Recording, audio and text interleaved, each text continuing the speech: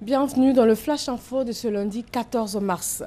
La Côte d'Ivoire est en deuil. Le pays a été frappé hier par des attaques terroristes.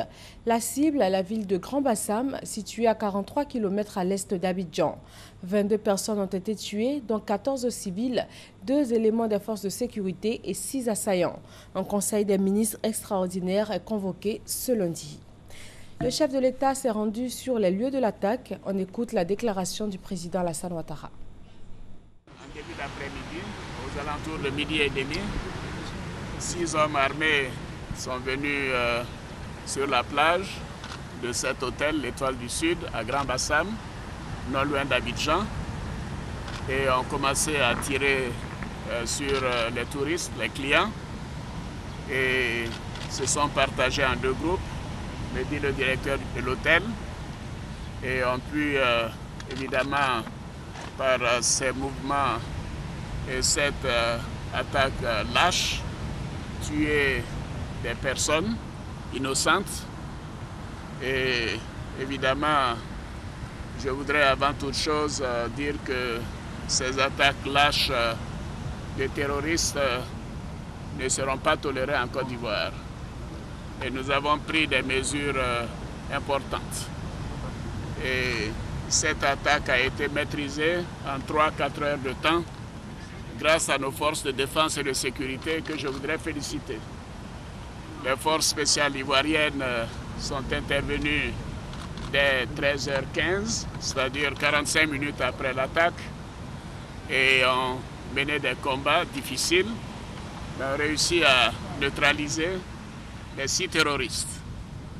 Malheureusement, le bilan est lourd, puisque ces terroristes ont réussi à tuer 14 civils. Et malheureusement également, nous avons perdu 2 éléments de nos forces spéciales. Donc ce sont au total 22 personnes qui sont décédées.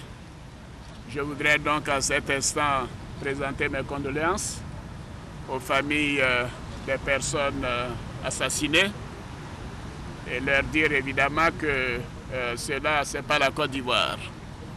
Et nous continuons de prendre toutes les mesures nécessaires pour éviter ce genre de situation. Nous avons également malheureusement constaté que 22 personnes ont été blessées, 19 civils et 3 éléments de nos forces spéciales. Et je voudrais dire à monsieur le directeur de l'hôtel que nous saluons la bravoure des clients et leur sang-froid, parce que nombreux sont ceux qui ont pu nous envoyer au centre de situation des textos qui nous ont permis de localiser ces assassins et de les neutraliser. Et à l'heure où je parle, le calme est revenu à Grand Bassam. Les personnes qui étaient assignées à 50 km d'ici pour le week-end ont pu rentrer tranquillement à Abidjan.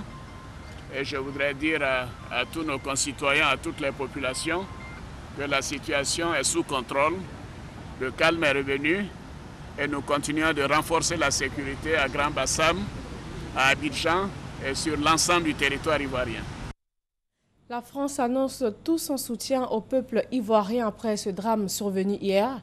Les ministres français de l'Intérieur, Bernard Cazeneuve, et des Affaires étrangères, Jean-Marc Ayrault, sont attendus demain en Côte d'Ivoire. Et au moment même où se déroulait l'attaque de Grand Bassam, une explosion frappait Ankara, la capitale de la Turquie. La déflagration causée par un véhicule rempli d'explosifs a fait au moins 37 morts et plus de 125 blessés. Au Bénin, la Cour constitutionnelle a annoncé hier les résultats provisoires du premier tour de la présidentielle. Le Premier ministre Lionel Zinsou arrive en tête avec 27,11% devant Patrice Talon, 23,52% des voix. Ils vont s'affronter au second tour prévu le 20 mars dans 6 jours. Revenons pour finir sur l'actualité principale au niveau national.